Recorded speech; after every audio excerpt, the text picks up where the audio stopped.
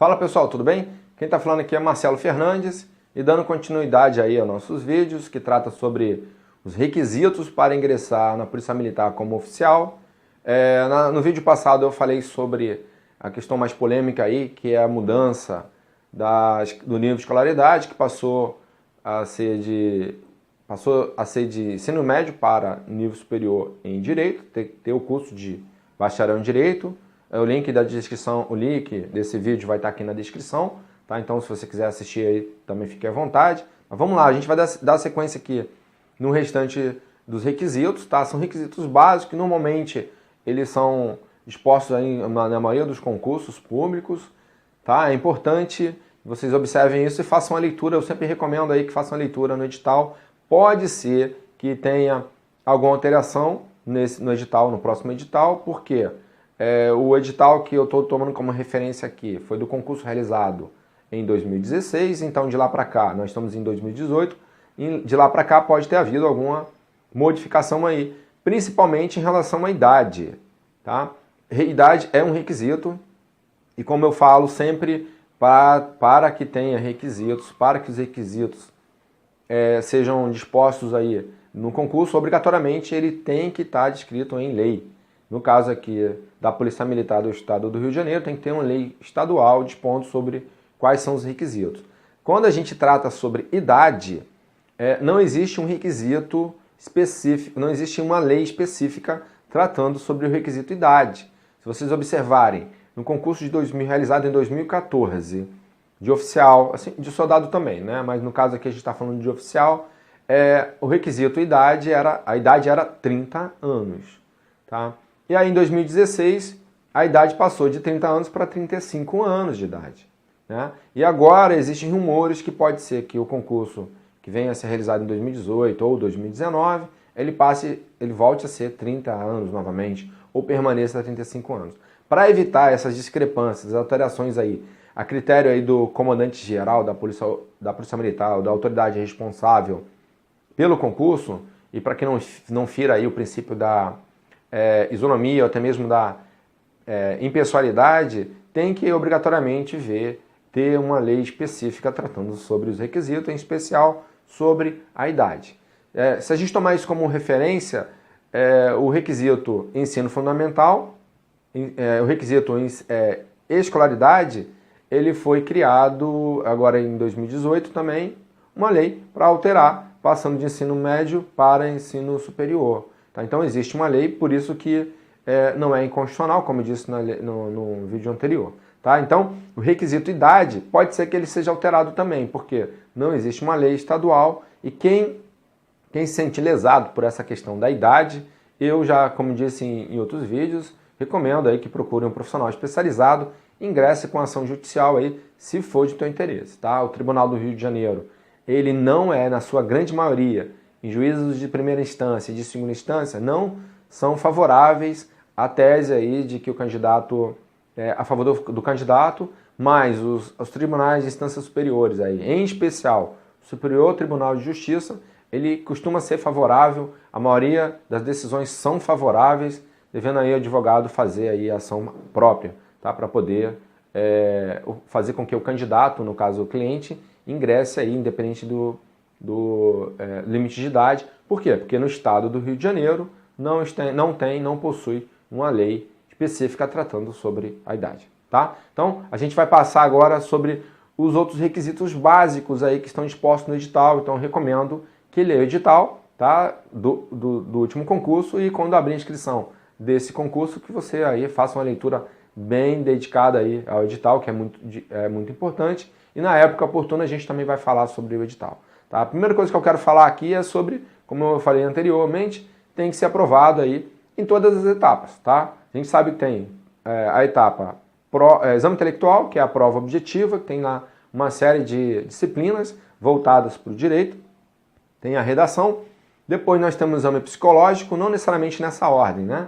Mas a avaliação psicológica, o exame antropométrico e o exame físico, depois logo em seguida o exame médico, o exame toxicológico, que pode ser junto com o exame médico ou junto com o exame social e documental. tá? É importante que essas fases todas, à exceção da primeira fase, são eliminatórias. A única fase que é classificatória, ou seja, que ela dá ponto aí para ser o primeiro, o segundo, o terceiro, né, até o último colocado, é a primeira fase, que é o exame intelectual aí, onde os candidatos vão obter aí as notas dele. Pode ser que no próximo concurso isso mude, tá? Isso vai variar de concurso para concurso, tá? Existem concursos aí espalhados pelo Brasil afora que o exame físico ele conta ponto e as outras etapas também contam ponto, tá? Então a gente não vai se prender isso aqui não, mas tomando como referência aí o último concurso, a única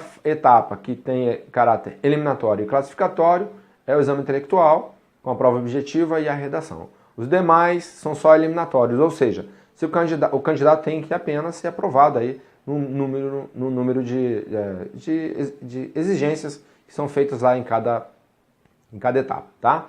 Então, aprovado nessas etapas, a outra coisa que você tem que observar, o candidato tem que ser brasileiro, né? O artigo 10, salvo engano, o artigo 10 do Estatuto da Polícia Militar exige que o candidato seja brasileiro nato, tá? Mas no último edital, tem uma abertura aí para os portugueses aí que tem um tratado aí de reciprocidade aqui com o Brasil. Portugal tem um tratado de reciprocidade com o Brasil. Eu digo que nesse ponto aí existe uma discrepância porque a lei estadual que trata aí sobre o Estatuto do Policial Militar exige que para ser policial, seja soldado ou seja oficial, tem que ser brasileiro nato, ou seja, quem nasceu aqui no Brasil. O português não nasceu no Brasil, então ele é brasileiro naturalizado, pode ser brasileiro naturalizado. Se for brasileiro naturalizado, não pode, tá? Mas isso aí é uma questão que a gente vai discutir em outro momento, tá? Vamos observar. O edital prevê tanto para o brasileiro nato quanto para o português, tá? É outra coisa também que o candidato aí tem que observar tanto do sexo masculino quanto do sexo feminino e tem que estar quite aí com as suas obrigações eleitorais. Então, o candidato que, nós estamos em ano eleitoral, o candidato que tiver aí for se inscrever, ele tem que estar com kit com as obrigações eleitorais. Se ele não votou e tem lá uma pendência, tem que procurar o cartório eleitoral para poder sanar essa pendência, aí, realizar o pagamento e pronto, e resolver isso aí, tá? Se não, na hora de fazer a inscrição, ele pode até fazer a inscrição, mas depois vai ser reprovado, porque vai ser exigido lá o título de votação, todos os comprovantes de votação. Outra coisa, mas aí também é só para o candidato do sexo masculino, pelo menos por enquanto. Esse candidato do sexo masculino ele tem que estar quite com as obrigações militares. Então, o serviço militar obrigatório, ou ele vai ter o certificado de dispensa de incorporação, que é dado lá no momento que o militar ele vai se alistar, mas não serve às Forças Armadas, ou então o certificado de reservista, tá? O candidato que serviu há 1 ano, 2 anos, 3 anos, seja lá qual o tempo que for, seja na Marinha, no Exército Aeronáutico, quando ele deixa ali o serviço militar obrigatório, ele recebe o certificado de reservista. Tem que ser apresentado o original, inclusive isso é retido, tá? Lá na instituição, para quem for aprovado, tá? O candidato também, o que eu vou falar aqui é discutível, tá bom? Mas ele não pode ter sido demitido, né? Se ele foi servidor público em alguma instituição, ele não pode ter sido demitido, e também, se foi militar, ele também não pode ter sido licenciado bem da disciplina. Essa questão é discutível, tá? Mas se o edital está dizendo isso, o candidato provavelmente vai ser reprovado.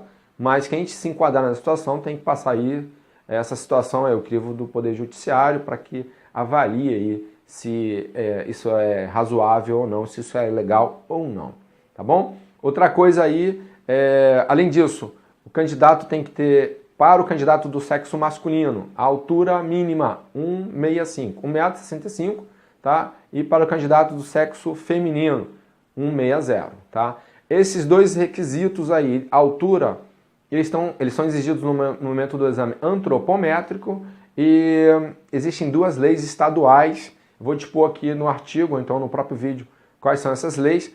E essas leis, elas dispõem exatamente. Antigamente eram 1,67, 1,68, alguma coisa nesse sentido. Hoje, o candidato do sexo masculino, 1,65, candidato do sexo feminino, 1,60. Não adianta questionar. Como eu falei, os requisitos têm que estar dispostos em lei. Se a altura está disposta em lei, não adianta questionar dizendo, olha, mas eu servi ao Exército, servi às Forças Armadas, e lá exigia para o candidato do sexo masculino um 6-0. A regra lá é uma, que é outra. Se não tivesse uma lei específica, tudo bem, a gente poderia aceitar, mas existe uma lei específica aqui no estado do Rio de Janeiro, duas leis, né? Uma para o candidato do sexo masculino e outra para o candidato do sexo feminino. Então não adianta discutir essa questão aí, tá? Então, isso aí você vai ser submetido lá no exame antropométrico, inclusive isso vai fazer existe lá a averiguação do IMC para saber se a altura está compatível com o peso, tá? Então, importante o candidato também aí cuidar do peso dele aí, para não ter problema aí no momento do exame antropométrico. Em princípio, esses são os requisitos básicos que o candidato tem que avaliar antes dele fazer a inscrição, tá? Se está tudo certinho, se está kit com as obrigações eleitorais, com as obrigações militares aí para quem é do sexo masculino, se é brasileiro nato, se não é, tudo isso, tá? Se foi licenciado da bem disciplina ou se foi demitido aí do cargo público civil, tá? Tudo isso tem que ser observado. E essa questão da idade também, como eu falei, e o título de bacharel de direito, tá bom? Então espero que você tenha gostado desse vídeo aí. Eu vou postar mais vídeos agora, tá? Falando sobre cada assunto, justamente para esclarecer aí você que é candidato e que tem interesse aí, tá? Pode deixar suas mensagens aí. Eu vou deixar também aqui um link para uma ideia de candidato que trouxe para nós, um link para um grupo do WhatsApp. Na verdade não é um grupo não, eu vou criar uma lista de transmissão, tá? E eu vou começar a passar dicas e orientações, até mesmo nos vídeos, através dessa lista de transmissão. Neste link, nesse contato do WhatsApp, não é para vocês mandarem mensagem, que lá a gente não vai responder mensagem.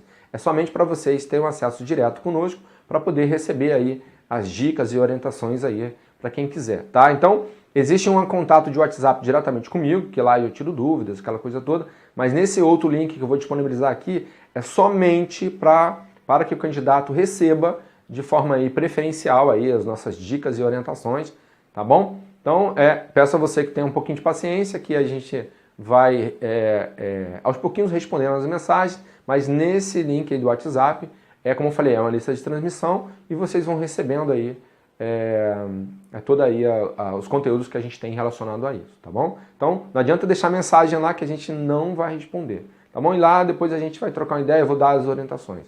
Um grande abraço para você aí e a gente se vê aí no próximo vídeo.